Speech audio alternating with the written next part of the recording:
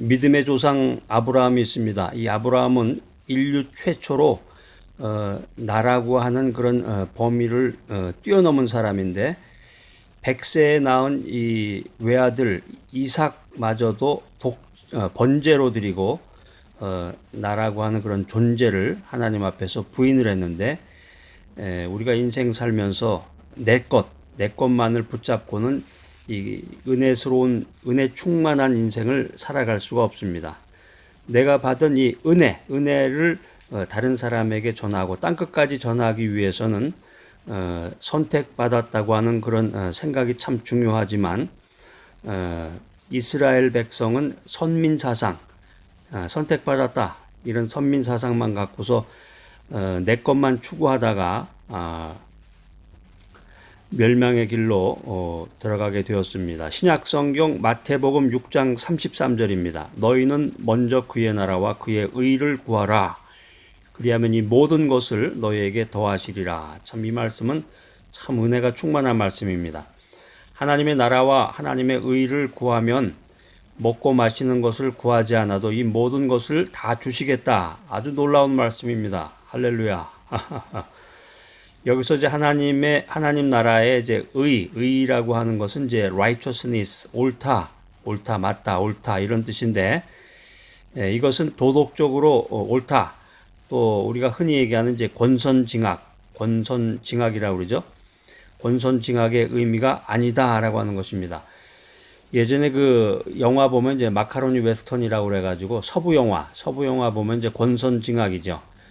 착한 사람은 이제 살아남고 악한 사람은 이제 반드시 죽는데 예전에 이제 60년대, 70년대만 해도 이제 한국 영화들이 대부분 권선징악이었죠.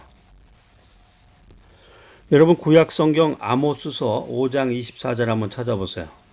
오직 공법을 물같이 정의를 하수같이 흘릴지로다. 아주 놀라운 말씀이 있습니다. 이 아모스서 5장 24절에 있는 말씀처럼 이 받은 은혜와 복을 나보다 낮은 곳으로 나보다 가난하고 어려운 이웃에게 이 물같이 흘려보내라. 이게 놀라운 말씀이 아모스서 구약성경 아모스서 5장 24절에 기록이 되어 있습니다. 이 물이라고 하는 것은 이제 높은 곳에서 낮은 곳으로 흐르니까 이 하나님의 은혜를 이제 물에 비유해서 오늘날 우리들에게 이렇게 교훈을 주고 있는데 하나님의 은혜를 받으려면 먼저 나를 비워야 한다라고 하는 것입니다. 여러분이 은혜라고 하는 것은 착한 일을 많이 해서 하나님이 나에게 주시는 것이 아니라 헌금 많이 한다고 해서 하나님이 은혜 주시는 게 아닙니다.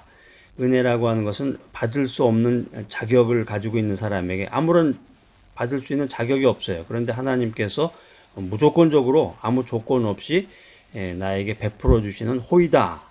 그게 은혜인데 이 하나님의 은혜를 받으려면 먼저 나를 비워야 된다. 이 내 것을 비울 때 하나님은 하나님의 놀라운 은혜로 우리들을 은혜 충만 우리를 채워주신다라고 하는 것이 이 영적인 원리입니다.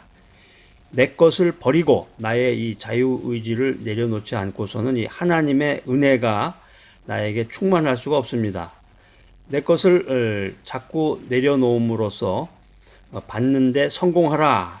이것이 이제 오늘 성경이 우리들에게 주고 있는 도전의 말씀입니다. 받지 않고는 줄 수가 없습니다. 하나님 나라의 이 righteousness, 의는 하나님의 은혜를 우선적으로 내가 받고 그 받은 은혜로 내가 아는 내 주변의 사람들 이웃을 대속하라 이런 귀한 메시지입니다. 자, 그래서 하나님 나라의 의는 한마디로 은혜와 대속이다. 이 대속이라고 하는 것은 이웃의 짐을 대신 지는 거예요. 이웃의 짐을 진다는 것은 어떻게 됩니까? 내가 손해를 보는 거죠. 이제 두 사람이 길을 가는데 군대에서도 그런 일이 있군요. 군대에서도 보면 이제 제일 어려운 것 중에 하나가 이제 구보라는 건데 이제 뛰는 거죠. 뛰는데 이제 완전군장 해가지고 뛰는데 뛰는 것 자체가 힘든데 무거운 거를 지고 있으면은 견디기가 어려운데 남의 군장, 남의 짐까지 대신 지고서 구보를 하고 인생을 산다고 하는 것은 한마디로 손해보는 인생이죠. 손해보는 거. 이것이 대속입니다. 가스펠, 이 복음이라고 하는 것은 내가 받은 은혜로 내 이웃에게 축복의 통로를 열어주는 것이다 라고 하는 것입니다. 하나님은 이 이스라엘 백성이 하나님 나라의 의가 무엇인지를 깨달으라고 이 갈릴리 호수와 사해를 주셨습니다. 그것을 보고 배워라! 배워라! 이게 정말로 이 특별한 시청각 교육 자료입니다.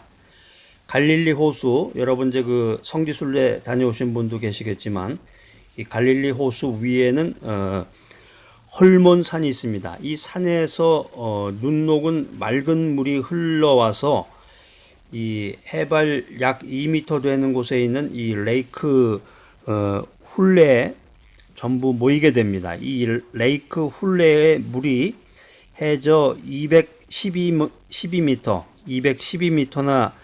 밑으로 푹 꺼져 있는 이 갈릴리 호수에 펑펑 쏟아지는 것입니다.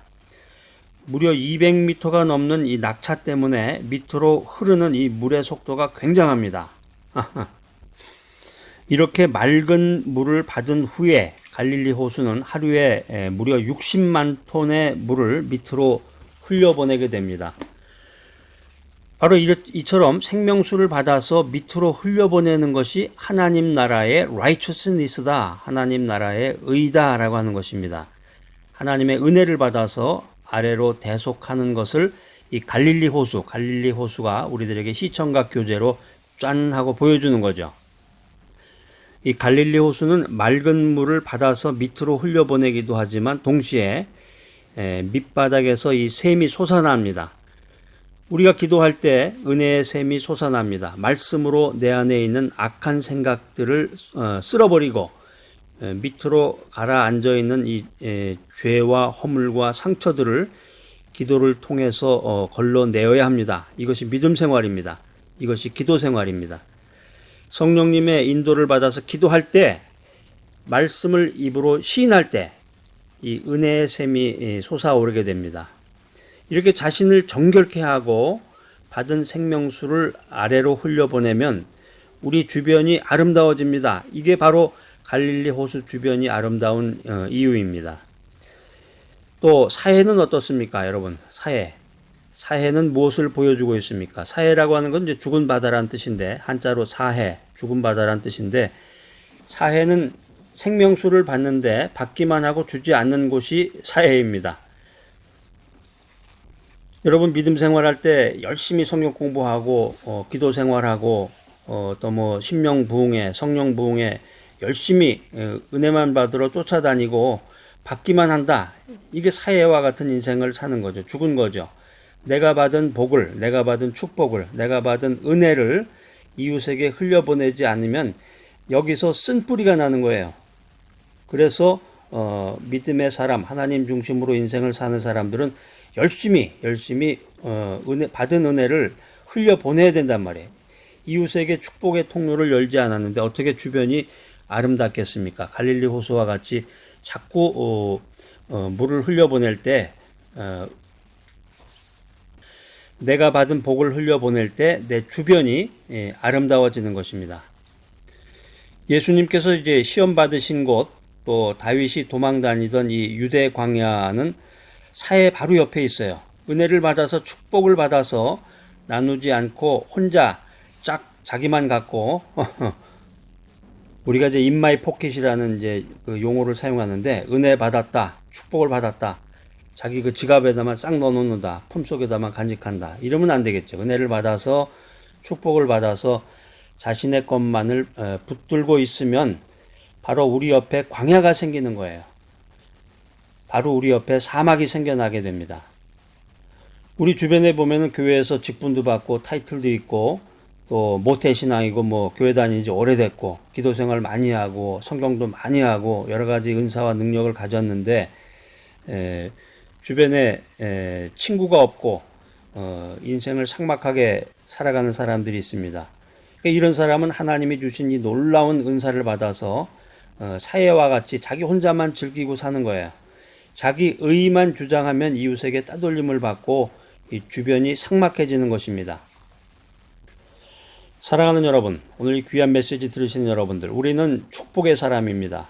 우리는 성령님의 은사를 사모해야 됩니다.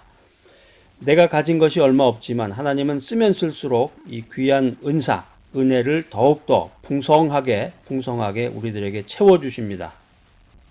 오늘 이 귀한 메시지 들으신 여러분들, 하늘로부터 성령님의 은사를 받아서 이웃을 섬기고 봉사하고 구제하는 일에 힘쓰는 귀하고 복된 여러분들 모두가 되시기를 간절히 소망합니다.